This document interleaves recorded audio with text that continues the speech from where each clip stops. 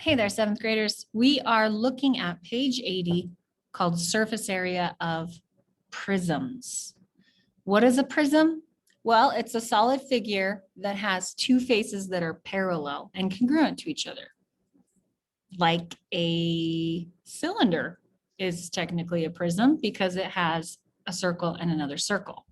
Cylinders get their own category, which you'll see in just a second, but we're going to look at different types of prisms, and the main two that you need to be aware of how to deal with.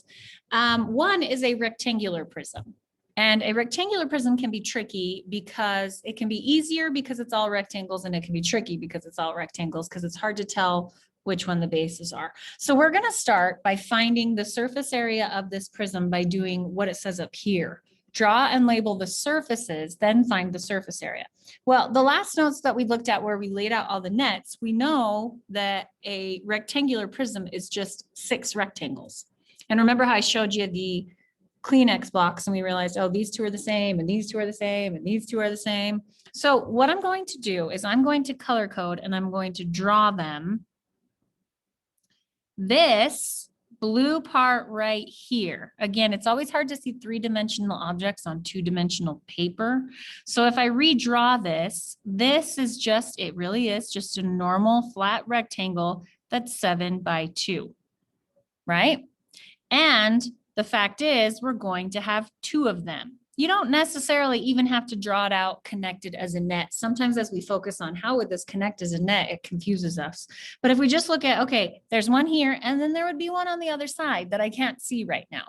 So these areas are just 7 by 2. And I just sketched them out, and clearly I did not draw them as the same size. That's why it's so important to make sure your measurements are included, so that even when you're not very good at drawing them, you can still see what's going on.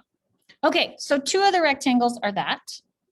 We also have these 2 rectangles that would be on the front and on the back.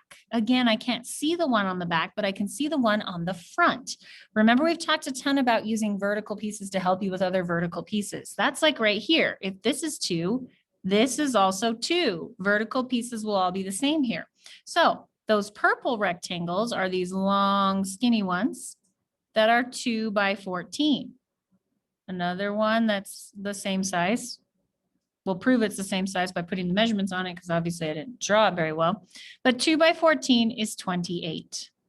So we're going to have those 2 blue rectangles that are each 2 by 7 or 14. We're going to have those 2 purple rectangles that are each 2 by 14 or 28.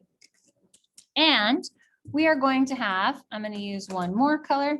We are going to have these 2 pink rectangles. I don't have any measurements labeled up there, but I do know that if this weren't some weird visual trying to put a solid onto a flat 2-dimensional paper, I do know that these would be, these are just 2 rectangles. Now the question is, how big are they? What are their dimensions? I haven't drawn any congruent rectangles this whole time. That's okay. I'm going to put the measurements on them. So stick with that idea of horizontal gives you other horizontal, vertical gives you other vertical, but also these, it's all about parallel pieces. Parallel pieces are going to be the same. So if this is 14, this is 14, this is 14. All those parallel pieces are also 14. They're the same size as the length on those purple ones. Then we also have these sideways ones. What was that? Oh, that was 7. So these rectangles are 7 by 14. 7 times 14 is 84, 91, 100. I don't know. 7 times 14 is 98. I'd have gotten there eventually. But these are both 98. So this is certainly one way to find the surface area of any solid, is just separate it all out into its solids and then add them all up. That's what I'm doing right now. 14 plus 14 plus 28 plus 28 plus 98 plus 98. Or you could do 2 times that, 2 times that, 2 times that. Either way, however you put it together, all together, the surface area, which I'm going to call SA for surface area, is 280 meters squared. That means whatever this is, let's say it was a cardboard box. That means it would take this much material to create the cardboard box. That means it would take this many squares to cover the cardboard box. Now, that's certainly one way to do it, and it really wasn't so bad. It's just a whole bunch of rectangles. It gets a little bit more complicated when we have a figure like this. Well, those look weird. Those are not rectangular prisms, those are triangular prisms, and we sometimes have a harder time finding all the measurements we need for that. So I'm going to share with you something else we could have done to find this. Let's say that I chose this blue rectangle right here to be what we call the base figure. Okay. The base figure is whatever we consider to be the parallel. We could say, okay, I know I'm going to have this as the base and this is the base. So a prism has to have a base shape. With a rectangle, since they're all rectangles, you can pick any one you want. When we saw some funny like hexagonal prisms where it was like a hexagon and then a hexagon all connected by rectangles. In that case, the hexagons would have to be the base. In a triangular prism, it has to be a triangle and a triangle connected by rectangles. So the triangles have to be the base. Whatever those two parallel faces are the base. So let's say I picked this blue one to be the base. What I can do is actually find the area of it. Okay. And I can do two of them. So it'll be 2 times 14 plus, and here's the crazy thing. This had a 2 and this had a 7. Those measurements happened again here, 2, and then the 7 came over here. So one of the things that's interesting is we can also find the perimeter of that base shape because it's going to apply to all the rest of these rectangles. And we can go, okay, I'm going to have a 7 by 14 and I'm going to have a 2 by 14. The 14 is what we call the height of the prism because it's the distance between the two blue that we chose to be the bases. And I promise I'm going to clarify all of this. But watch this shortcut here. I can do 2 times the area of the base plus the perimeter of the base, which is 7 plus 7 plus 2 plus 2. So 14, 15, 16, 17, 18. There's the perimeter of the base times the height of the prism. And if I do it that way, instead of drawing out all these rectangles, 2 times 14 plus 18 times 14, there's that same answer, 280. This leads us to a formula down here. Okay, and I'm going to write the formula and then I'm also going to add some information to it. So you can write this here. Start with SA equals, what does that say for? Surface area.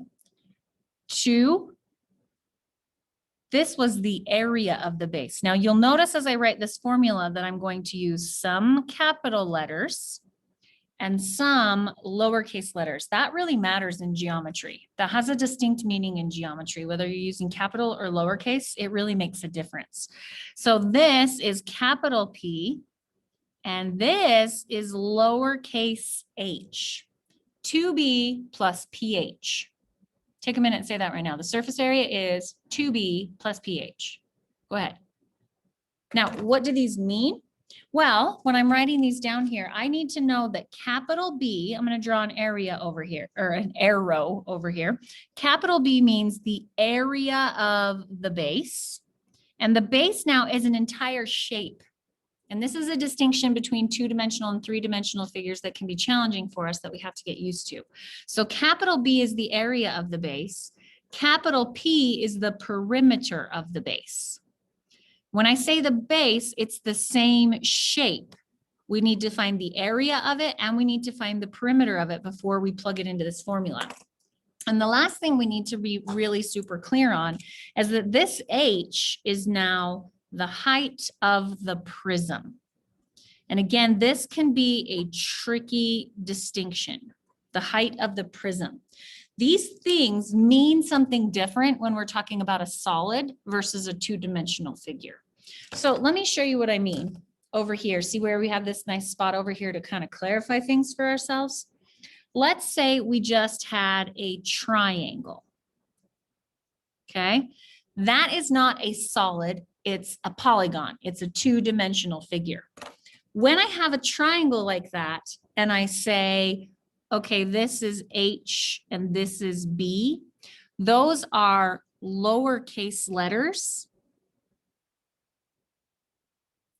And they're lowercase for a reason because they're just straight line distances labeled in the picture. Okay, because they are just line distances. And they're just right there in the picture, okay? Lowercase if you have a lowercase letter in geometry, it's like when we did circles and our equation said pi r squared. The r was lowercase because it was just a straight line measurement right there in the picture. I could just pull it right out of the picture. I didn't have to calculate it. It was just right there. Now, when we have, say, instead of just a triangle, when we have a triangular prism, ready? Here's how you can kind of sketch one. I'm going to draw a triangle, and then I'm going to draw the same triangle, or at least the best I can, back here a ways. And I am going to connect them like this. Now, the H is still lowercase because it's a measurement, but it's now the height, instead of the height of the triangle, it's now the height of the prism. And the capital B and the capital P, they are capital because they will need to be calculated. You're not just going to be able to grab those things by looking at the picture. You're going to have to actually calculate them. So in geometry, the capital letters mean you need to calculate it. That's why even in our area formulas, it would say capital A equals pi r squared, because the R is right there in the picture, but the capital A has to be calculated. We have to find it, right? So lowercase letters are just straight line distances that are right in the picture. Uppercase letters are values that have to be found. They have to be calculated. And that's a really important difference in geometry.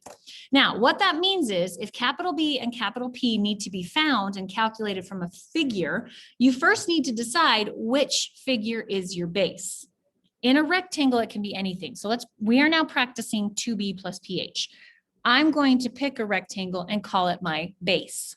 Sometimes people like to choose this one because this is the one on the top and the bottom. So it's like if they imagine it sitting on a table. Sometimes it helps us if we imagine the base actually being on the bottom. It would also be right down here, right? You can't really see it back there, but it's back there. It would kind of, if you kind of draw some dotted lines back like this, it's back there. That's our base. We are considering that our base. 2 rectangles connected by more rectangles, that's the base. Okay, so I'm going to write this down. B, P, and lowercase h. I'm going to tell myself these are the things I need. Capital B means area of that base. So the base that I just found, what's its area? Well, it's 22 times 5. It's just a rectangle. I know how to find area of that. 22 times 5 is 110. That's the area of the base. Notice how I had to calculate it. This value was not just in the picture somewhere. I had to find it. That's what capital letters in geometry mean. They mean you will have to calculate this. Likewise, perimeter. Write this down for yourself so that you remember where this came from. You're going to have to do 22 plus 5 plus 22 plus 5. Perimeter is adding up all the sides. You could change the order and do 22 plus 22 plus 5 plus 5. That might be easier to do because then it's 44 plus 10, which is 54. But notice those capital letter things had to be calculated. They weren't just a straight line distance that I could just pluck from the picture. I had to calculate them. Have I said that enough times now? Capital letters have to be calculated. Now, this lowercase letter, it does not need to be calculated. I can just pluck it from the picture, but I have to make sure I'm picking the right one. This H is now the height of the prism, which means the distance between the bases. It's going to make a T with the base shapes I chose. So which base shapes did I choose? Well, the blue ones that I drew there. What is the distance between those rectangles? 12. I didn't have to calculate it. I just had to pick the right one from the picture. So these uppercase letters need to be calculated. The lowercase letters are right there in the picture. Now, once I have that, I'm going to plug it into SA equals 2B plus PH. I got all those values so that I could use it in this formula. 2B plus pH. 2B, if I say it right next to each other, that means multiply. pH, that means multiply. And you can type it in exactly like this and your calculator will multiply before it adds. 2 times 100 plus 54 times 12. There it is. I didn't have to draw out all the rectangles. I didn't have to calculate all of them.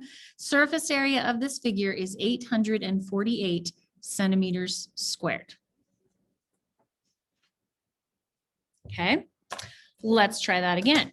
2B plus pH. That's what we're working on. 2B plus pH. Oh, I have a cube. They're all the same. Let's practice the formula anyway. I could probably find, in all honesty, with a cube, you know what, I'm not going to use the formula. Isn't a cube just 6 squares? There's a much easier way on this one. And isn't every one of these squares going to be 11 by 11?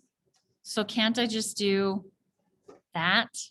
That'd probably be easiest on this one. I would say with a cube, calculate 6 squares. So I'm doing 121 times 6. The surface area of this one, 726 yards squared. Cubes, it's probably easiest just to do 6 squares.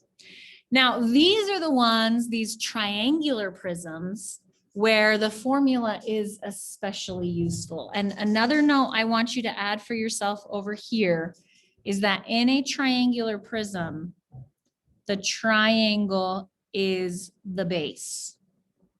Every time. Now we got to choose on the rectangular prism because really the whole thing's rectangles. So I could say these rectangles, these rectangles, these rectangles. With a triangular prism, the only two that are parallel to each other are the triangles on the ends. That means you've got to specifically use the triangles. This can be tricky. And these two pictures are tricky because they're like see-through, which makes it a little bit weird. Okay, it's really helpful to trace it. So let's do that. Where is the triangle? This is the triangle on the front.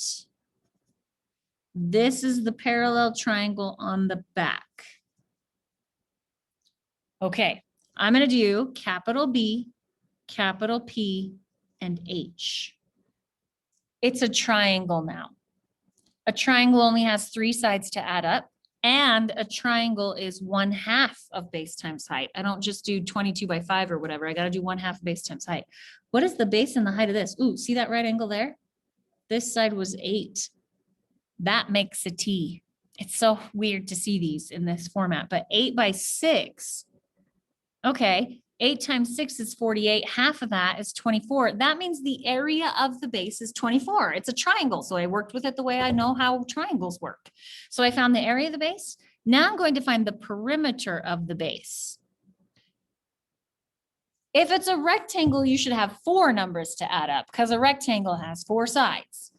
If it's a triangular prism, you should have 3 numbers to add up because a triangle has 3 sides. So 18, 19, 20, 22, 23, 24. Oh, the perimeter is also 24. That's just coincidence. Now the height is the height of the prism. So look at that picture and have your brain process. What is the distance between the triangles? How far apart are the triangles? And that's a number you just pluck from the picture. Just make sure it's the right one. Okay, height of the prism is the distance between the bases. So whatever shapes you pick for the bases, height is the distance between them. Now we go surface area equals 2b plus ph. 2b plus ph. Once I find all those things, I can just plug it in. 2 times 24 plus 24 times 12. Just type it all in at once and the calculator knows what to do. The surface area of this figure is 336 kilometers squared. We found the number of squares it takes to cover that figure. Now, we could have just done this separately. I could have done the area of that triangle, the area of that triangle. I could have figured out that rectangle and that rectangle and that. It would be 2 triangles and 3 rectangles, right? Could have done that. The formula, especially as you get used to it, can be a little faster. Okay, let's try this again. Another triangular prism. Can you see these triangles here? I have this one up top. This is like a visual puzzle. It's so tricky and weird. Sometimes it looks like this one's in the back, and sometimes it looks like this one's on top, and sometimes it looks like this one's in the front. It doesn't matter. What really matters is that those are your bases. Can you see those as bookends? You've got 2 triangles. What's the distance between them? So now I'm going to find capital B, capital P, H. Capital B is the area of the triangle. See how I set that up? See those measurements I got? That's exactly the way we learned how to do it before. So I'm finding the area of the triangle, 11 times 8.2 divided by 2. Okay, the area of the triangle is 45.1. That is capital B. The perimeter of the triangle, 11 plus, is 8.2 one of the sides of the triangle? No, it is the height of the triangle. The sides are 11, and then this one 11, and then this one, 9. 11 plus 11 plus 9, 22 plus 9 is 31, right? Yeah. We found capital B, the area of the base, capital P, the perimeter of the base, and the height is also 11. It's the distance between the two triangles. Now I am ready to plug this into my formula. SA equals 2B plus PH. Okay, here I go. 2B plus PH. 431.2 centimeters squared. All right, give your quiz a try. Let me know if you have any questions.